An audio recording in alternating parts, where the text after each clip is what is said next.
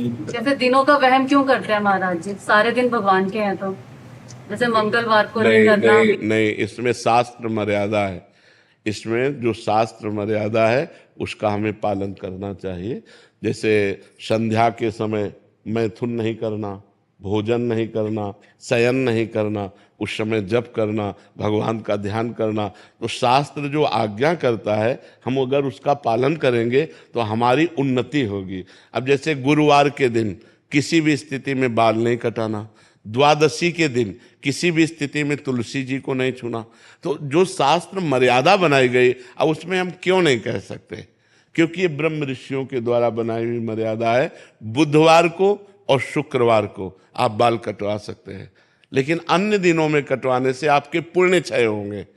ब्रह्म ऋषियों ने जो मर्यादा बना रखी है, अगर हम उससे चलेंगे तो हमें ज्यादा लाभ मिलेगा। अब रोज सुबह लोग बाल आदि, तो हम कहते हैं केवल बृहस्पतिवार को मत करवाओ, और ना मानो तो गुरुवार का दिन परम पवित्र गुरु के लिए है, उस दिन आप छौर कर्म ना कराएं, बिल्कुल निषेध है। नहीं, उससे पुण्य नष्ट होते हैं, आयु नष्ट होती है, बुद्धि नष्ट होती है। अब अगर आप नहीं मानोगे तो वैसे ही आपके आचरण होते चले जाएंगे, गिरते चले जाओगे। देखो, आप सब लोग यहाँ क्या देखने आए हो, हम आपको बता रहे हैं। आप यहाँ क्यों आए हो? हम दो बातें आपसे रखते हैं। आप क्या देखने आए हो और आप यहाँ क्यों आए हो? तो आप यहाँ देखने आए हो साधुता, भगवान के भक्त का दर्शन जो शास्त्र के अनुसार चलता है। आप आए हो अध्यात्म को पाने के लिए, आप आए हो सुख शांति के लिए। आए हो कि नहीं? अगर हम धर्म से ना चलते हो तो आप हमारे दर्शन करने आओगे क्या?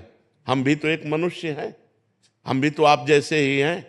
अगर हमारे अंदर अध्यात्म ना हो तो आप क्या सुनने आए हो?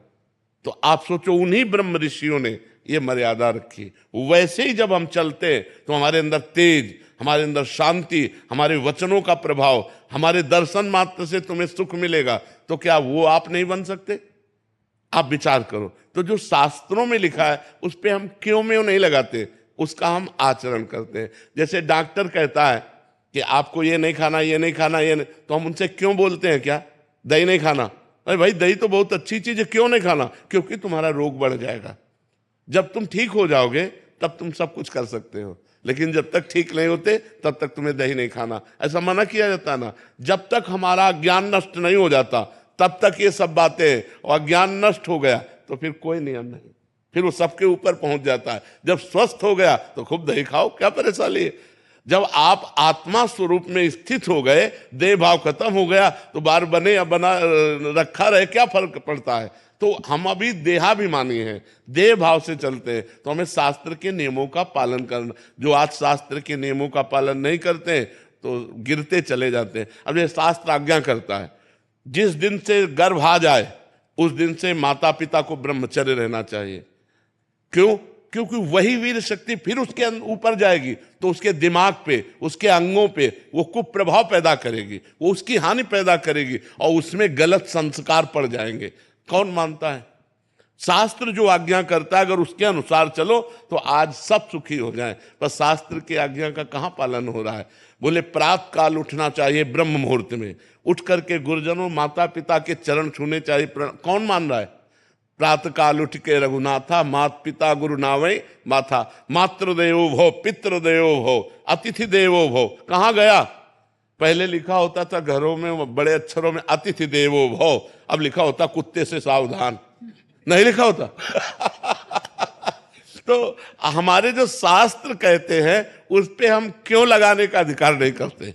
हम उनका पालन करते हैं। क्यों लगाने का मतलब है संशय करना, और पालन करने का मतलब श्रद्धा करना। और श्रद्धावान लभते ज्ञानम, श्रद्धावान ही ज्ञान को प्राप्त होता है, श्रद्धावान ही आनंद को प्राप्त होता है, श्रद्धावान ही परम शांति को प्राप्त होता है। इसलिए हमें लगता है शास्त्रों की आज्ञा का पालन किया जाए, ना कि उसमें क्यों रखा जाए। बस समझना है, हर भाव को समझना है। शास्त्र मर्यादा है। जैसे देखो, कहते हैं हम सब एक हैं, हम भी कहते हैं सब एक हैं। अब एक पिता के दो पुत्र हैं, एक बड़ा एक छोटा है। अब छोटा वाला बड़े के पैर छूता है, छूता है ना। अब ये मर्यादा है, शास्त्र मर्यादा है। तो देखो कितना अच्छा लगता है अगर छोटा वाला अकड़ के कर दे कि जिस बाप से तुम पैदा उसी बाप से हम पैदा हैं, क्या कमी जो हम तुम्हारे पैर छुए। उद्दंडता कही जाएगी कि नहीं कही जाएगी? और जब भैया कह के पैर छूता है तो हाथ, तो ये जो हमारी एक मर्यादा बनी हुई है, जो हमारे शास्त्र आज्ञा बनी हुई है, उसका पालन करने से हमें आनंद मिलता है, हमें शांति मिलती है, हमारी उन्नति होती है। और जब हम शास्त्र की आज्ञा का उल्लंघन करते हैं तो अशांति होती है, क्लेश होता है और हम अवनति को प्राप्त होते हैं। इसलिए हमें लगता है जो शास्त्रों में लिखा है उसका अक्षरशः पालन करना चाहिए।